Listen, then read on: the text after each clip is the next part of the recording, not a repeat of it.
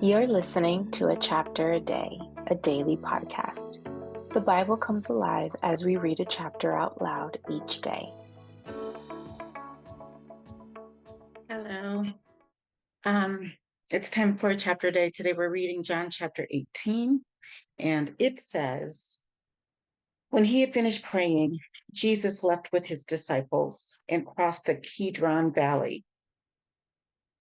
On the other side, there was a garden, and he and his disciples went into it. Now Judas, who betrayed him, knew the place because Jesus had often met there with his disciples. So Judas came to the garden, guiding a detachment of soldiers and some officials from the chief priests and the Pharisees. They were carrying torches, lanterns, and weapons. Jesus, knowing all that was going to happen to him, went out and asked them, "Who is it you want?" "Jesus of Nazareth," they replied. "I am he," Jesus said. And Judas, the traitor, was standing with them. When Jesus said, "I am he," they drew back and fell to the ground. Again, he asked them, "Who is it you want?" "Jesus of Nazareth," they said. Jesus answered, "I told you that I am he. If you are looking for me, then let these men go." This happened so that the words he had spoken would be fulfilled. "I have not lost one of those you gave me." Then Simon Peter, who had a sword, drew it and struck the high priest's servant, cutting off his right ear. The servant's name was Malchus. Jesus commanded Peter, "Put your sword away. Shall I not drink the cup the Father has given me?" Then the detachment of soldiers with its commander and the Jewish officials arrested Jesus. They bound him and brought him first to Annas, who was the father-in-law of Caiaphas, the high priest that year. Caiaphas was the one who had advised the Jewish leaders that it would be good if one man died for the people. Simon Peter and another disciple were following Jesus. Because this disciple was known to the high priest, he went with Jesus into the high priest's courtyard. But Peter had to wait outside at the door.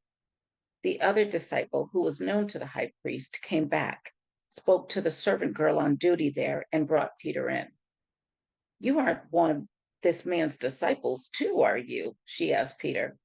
He replied, "I am not." It was cold, and the servants and officials stood around a fire they had made to keep warm. Peter also was standing with them, warming himself. Meanwhile, the high priest questioned Jesus about his disciples and his teaching. "I have spoken openly to the world," Jesus replied. "I always taught in the synagogues or at the temple where all the Jews come together. I said nothing in secret. Why question me? Ask those who heard me. Surely they know what I said." When Jesus said this, one of the officials nearly slapped him in the face. "Is this the way you answer the high priest?" he demanded. "If I said something wrong," Jesus replied, "testify as to what is wrong. But if I spoke the truth, why did you strike me?" Hmm.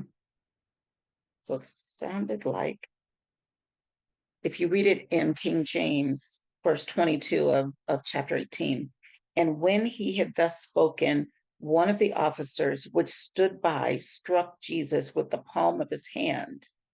So he was struck. So um, this one says in NIV, nearly slapped him in the face, but apparently he was struck.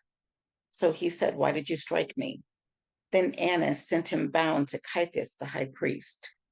Meanwhile, Simon Peter was still standing there warming himself. So they asked him, "You aren't one of his disciples too, are you?" He denied it, saying, "I am not." One of the high priest's servants, a relative of the man whose ear Peter had cut off, challenged him. "Didn't I see you with him in the garden?" Again, Peter denied it. And at that moment, a rooster began to crow. Then the Jewish leaders took Jesus from Caiaphas to the place of the Roman governor. By now it was early morning, and to avoid ceremonial uncleanness, they did not enter the palace because they wanted to be able to eat the Passover. So Pilate came out to them and asked, What charges are you bringing against this man? If he were not a criminal, they replied, we would not have handed him over to you. Pilate said, take him yourselves and judge him by your own law. But we have no right to execute anyone, they objected. This took place to fulfill what Jesus had said about the kind of death he was going to die. Pilate then went back inside the palace, summoned Jesus, and asked him, are you the king of the Jews? Is that your own idea? Jesus asked, or did others talk to you about me? Am I a Jew? Pilate replied. Your own people and chief priests handed you over to me. What is it you have done? Jesus said, my kingdom is not of this world. If it were, my servants would fight to prevent my arrest by the Jewish leaders. But now my kingdom is from another place. You are a king then, said Pilate.